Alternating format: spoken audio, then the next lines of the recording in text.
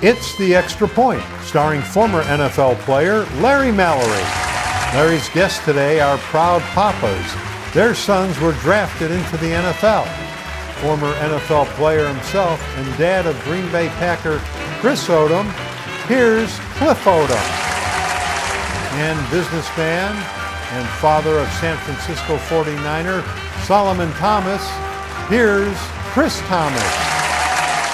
Have you ever felt? Are you listening? Damn.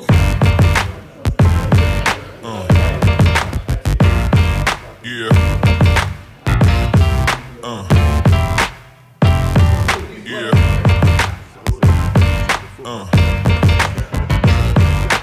And now the man who still hopes to be drafted someday, Larry Mallory. Thank you, gentlemen. Mr. Cliff Odom and Mr. Chris Thomas, two members, I think, of a very unique fraternity of fathers of NFL players. Thank you for having us. Welcome to the Extra Point, gentlemen. Thank you for having us. You know, I always start the show by what I call full disclosure, so I have to let you know that, Cliff Odom is one of our leaders in the NFLPA chapter, Dallas-Fort Worth chapter, one of our great leaders. He's also a member of Kappa Alpha Psi fraternity, which, is a different fraternity than mine. But he's a great friend. And I actually retired from business from Proline International, and Mr. Chris Thomas actually was my boss. Taught me a lot. He was my head coach and my mentor. So, again, gentlemen, thank you for coming out. In starting this off, I think I need to start with the most important, part of your life, which is on the recognition of the mothers of professional athletes. That's very important for us to do before we get started. So, Jim, I want you to know that we invited you on first, but we really wanted the mothers to come on first, and then we wanted you guys to follow us. So, mothers, thank you very much for allowing the fathers to come on and participate in the Extra Point. So, Father Chris. Yes, sir. Let's talk a little bit about you. Where'd you grow up? And I know you're smart, so tell me, did you have an athletic career? Tell us about you. Absolutely. Well, I grew up in Ohio. I was just telling Cliff I was a Browns fan, and throughout my career in high school and college, I played basketball and ran track. Didn't do it at the pro level like you and Cliff, but loved playing basketball. Did a little semi-pro in Ohio, played a little semi-pro in Australia, and so grew up in business in Ohio, Chicago, Sydney, Australia, and then came to Texas where Solomon started playing football. Well, now, Chris, you didn't tell us all that background. You just told us how smart you were. We started working together, so you didn't let us know. I probably would have been a better employee. Cliff, I know you're from Beaumont, Texas, and Cliff has been on the show. Tell us about babies getting footballs. And what starts off in Beaumont, Texas? Well, like I said, Larry, I grew up in a little small town, Beaumont, Texas, southeast Texas, down there by Houston, and football was king down in Beaumont, especially when I was growing up. The first thing when you was born, if you was a boy, the first thing they put in your crib was the football. Then the next thing was the bottle. I mean, that's just how it was, and growing up down in football. And on Sundays, hey, all the pastors knew, hey, by 11:30, service has to be over because the Cowboys kick off at 12, and hey, you got to be done by church by 11:30, so everybody get on and watch the Cowboys play. It was definitely an interesting experience down there. And you left Beaumont, and then you came up to UTA, was it? Yes. Fortunately enough, I was able to get a football scholarship to the University of Texas at Arlington back in 1976. Where I majored and graduated in business administration, and like I said, was there for 4 years and went on to be drafted in the third round in the 1980 draft by the Cleveland Browns. That's great. Well, as fathers, I mean, just with that opening, you're a great reflection of the combination of education and sport. There's so much talk about fake news right now. Cliff, let's start with some real facts. Okay. Tell us about your son's name, the high school he went to, and some of the memorable occasions that your son had playing football. Yes, like Chris, his name is Chris Odom. He's number 98 with the Green Bay Packers at outside linebacker. Okay. Chris was a very interesting child. He was our baby. My wife still calls him our baby, even at 6'4", 260. He's still her baby. Chris, like I said, I coached Chris in Optimist football, and Chris really got into football just because all of his friends played, and we really didn't think Chris was really going to be, that into football. And by the time he got into his 11th grade year, he really started to get into it and really work at it. And fortunate enough for him, he went to a good football school, Arlington Martin, and was on the same team as Myles Garrett, this year's first-round pick of the Cleveland Browns. And those two always had competition between each other. Who's going to get to the quarterback first that year? And that really inspired Chris to work hard and That was a pretty good defense, wasn't it? Yes, it was. Yes, it was.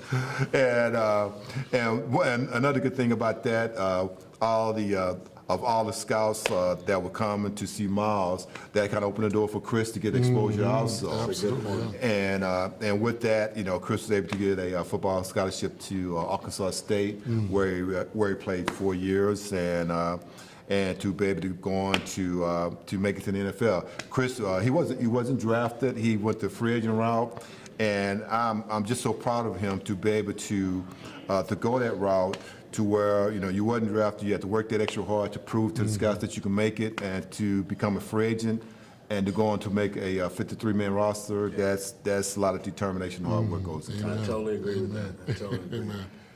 What do you think, Chris? Well, I think it's a hard act to follow, but so my son's name's Solomon Christopher Thomas. I called him Bubba.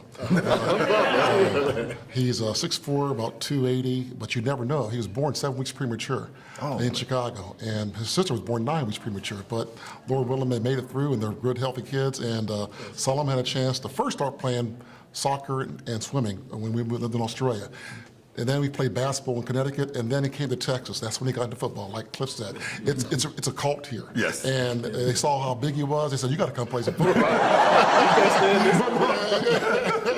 So one thing led to another. He started, playing football, played a little basketball. But in 9th grade, that's when his coach came up to me and said, "Look, I coached a guy named Corey Redding.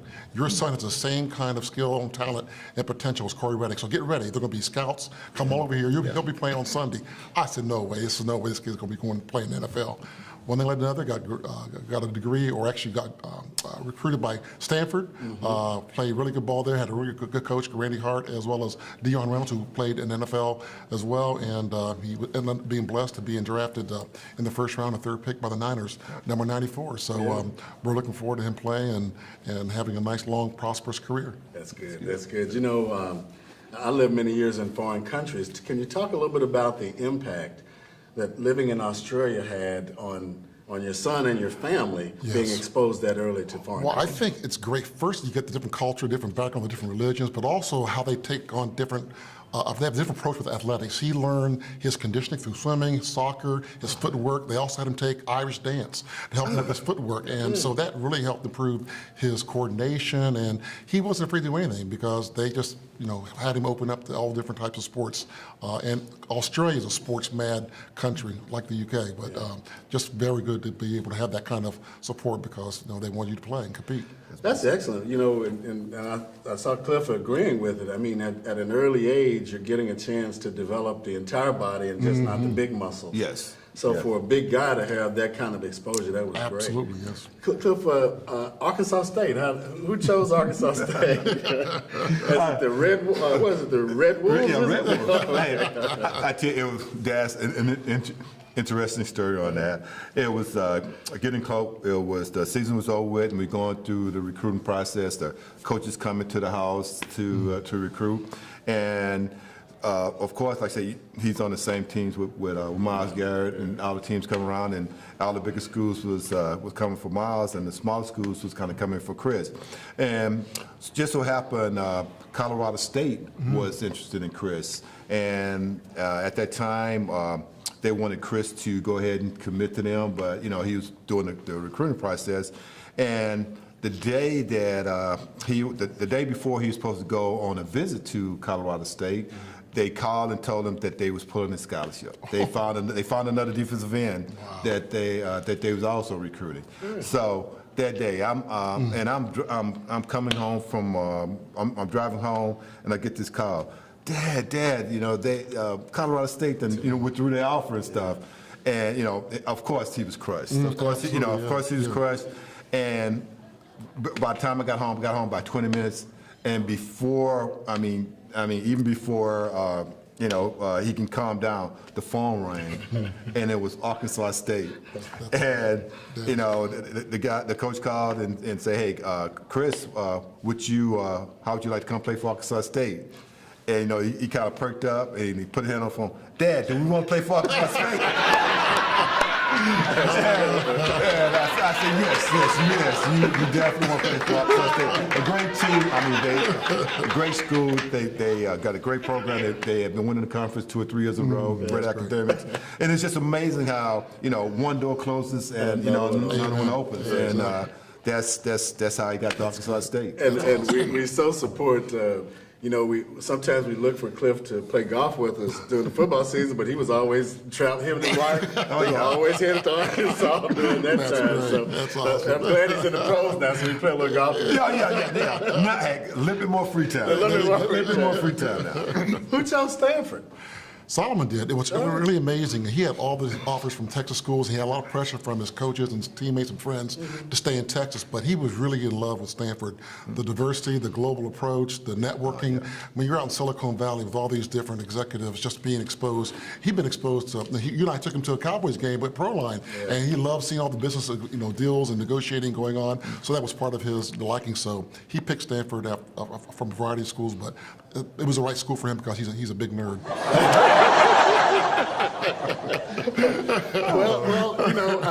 And when we talk about, your guys going into the NFL and Cliff, I was following. I know that your son was a free agent, and I was actually following Cliff and his wife on TV. So Chris, tell us a little bit about that experience of the draft day preparation and your TV show.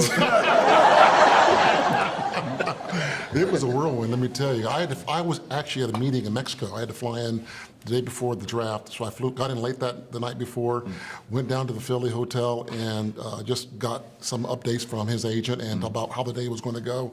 But it was a big whirlwind between getting the suit ready and getting my hair prepped, and getting my nails done.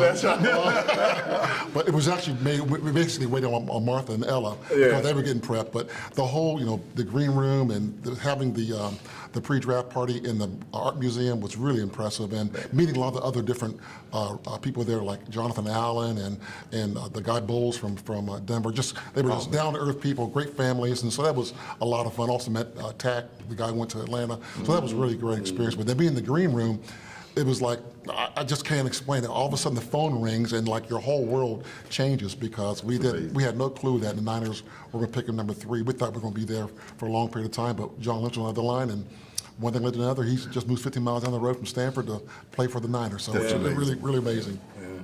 Yeah. I'm gonna get to the experience that you had with Chris, but with this NFL season and with how the 49ers are going, any impact on that or any input on that? It's been a learning experience, let me tell you. I was just telling Cliff earlier that, they probably lost more games this year than he's lost in high school and college combined, but they got a great young team. I really have a great belief in Lynch and Shanahan. They got some great rookies between Reuben Foster and C.J. Beathard, and also they're going to be a good team in the future, 2 or 3 years down the road. Remember, Bill Walsh was 0-, I think he started 0-9 before they won the Super Bowl 2 years later. So, it's about getting the right team together, the right nucleus, and the right coaching and leadership.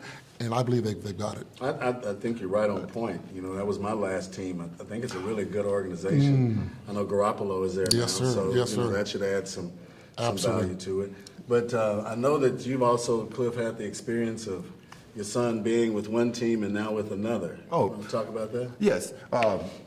It's interesting, like I say, on draft day is very interesting. Like I said, we've been a free agent and stuff. We've been a free agent. You waiting around to the 3rd day of the draft, hopefully to get your name called. Yes. And by the 5th round, the phone started ringing from different teams saying, okay, we're probably not going to draft you, but we want to sign you after the draft. And it got to the 6th round, and it was crazy. His phone was just blowing up, because he had calls from Seattle, from Houston, from Atlanta, from Green Bay, and we honestly thought that Green Bay was going to be the team that he goes with, but right before the end of the draft, the Atlanta Falcons head coach called him personally and said, and was talking to him and said, look, we know about you. We know that your college experience, your college record, and we feel that you'll fit our system. And when when the head coach calls you, that kind of puts a little bit more, absolutely, a little bit more input than when the scouts called. So he decided to go with the Atlanta Falcons, to sign with the Atlanta Falcons after the draft. And Green Bay was a little bit upset about that. They just knew they had him.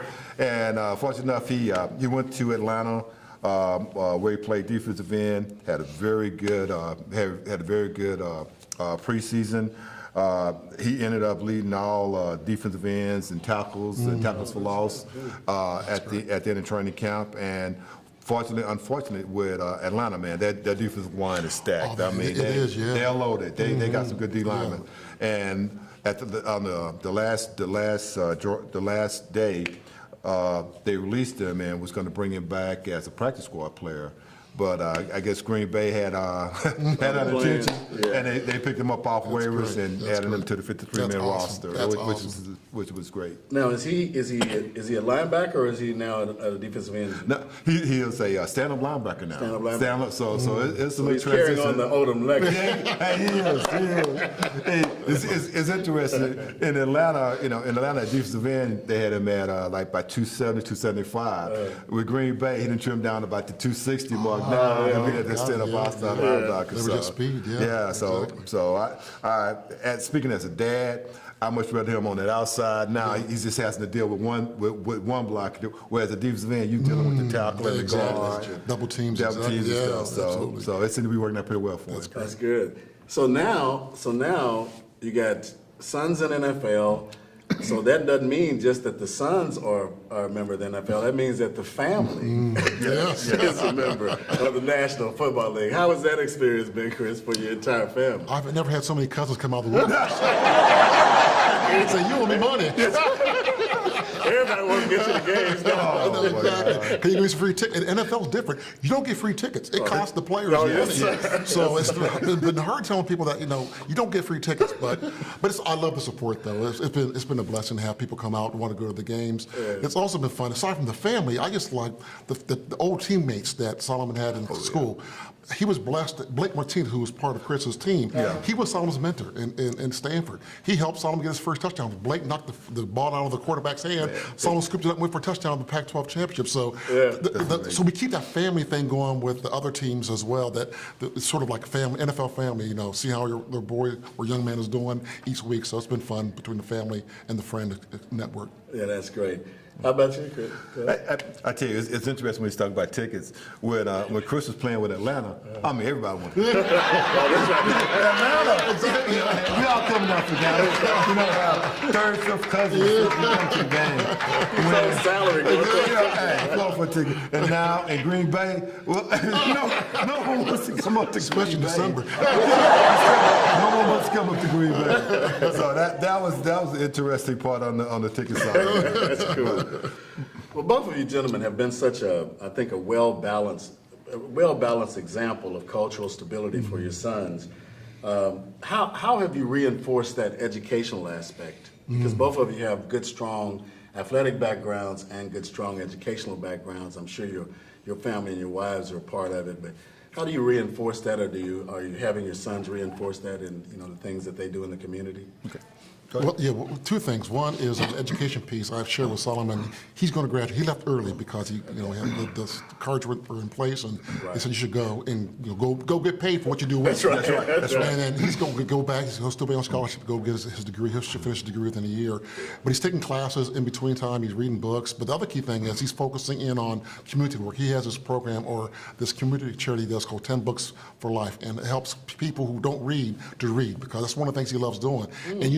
And Larry and Cliff, that if a child can read, particularly an African American male, it sets their world up. And they actually predict prison rates based on third grade reading levels. That's right. And if a third grader can't read, the thought is that they're going to end up in prison. So he wants to find a way to get those kids educated so they read the books, they stay in school, and you don't have to be a professional player, but become a pro in some other capacity. Exactly. That's amazing. Same way with Chris. Chris, he left Arkansas State. He has 2 more classes to go before he graduates, and he'll take care of it this spring. I try and let Chris know my experiences when I played and how important it was to make sure that you graduate, get the degree. And I think that's one thing I'm quite proud of him to that he is going to go back and finish those 2 classes here, and a lot of community work. That was one good thing at Arkansas State. They're real big in the community because Jonesboro town probably around about 60,000 people. But hey, they love their Red Wolves. They're Arkansas State tradition, and it was always the coach always had the players going to the local high schools, elementary schools, making sure they give back to the community because those people in Jonesboro, they love the Red Wolves, and that was their team. And it's kind of it's the same way in Green Bay. I mean, it's a little town, but they love the Packers to death, and Green Bay Packers is Green Bay. That's true, because I think the city owns the team. That's right. That's right. Well, those are some great examples of some very well-rounded guys. So we have to thank the mothers. Absolutely. For creating them. However, is there any fatherly advice that you have for our audience regarding the development of professional athletes? That's a tough one. It is tough. My thing is to, at an early age, just make as a dad, make sure you're there for whatever they choose to do. It could be, to play football, basketball. Hey, it could be to be a ballet dancer. And just to make sure you be there for them and show them that encouragement, especially at a young age. Let them kind of experiment what they want to do. Let them play as many sports or activities as they want, because once they get to junior high and high school, it's starting to narrow down, actually what their interests are and what they want to do. And my whole thing was just to make sure that I was there for every event, every basketball game, every theater performance. Make sure I was there, to make sure you saw my face there. I won't repeat what Cliff said, but it's right on target. Well said. The one thing I'd add is if you're going to be the best at something, try to be the best. Try to be the best at whatever you're going to do. And set high achieving goals so that you go after them and you leverage your friends, your coaches, and your family to help you get there. And to stay humble. Always try to find a way to get better. And I love Martin Luther King's quote about, if you're going to be a street sweeper, be the best street sweeper as you can be. So that's one thing I always try to, impart upon Solomon and his daughter, my daughter Ella, to be the best you can. Well, both of you gentlemen have had a great impact on my life. You've helped me out, Chris, with everything, and obviously, Chris, you got me through the corporate world. So we all have to thank our wives and the mothers of Exactly. But I also thank you guys for coming out today and being such fantastic role models, and thank you for appearing on The Extra Point. My pleasure. Thank you very much. The Extra Point, the Generation Broadcast Center program that promotes the positive aspects of professional sports and promotes the positive aspects of former and current professional athletes.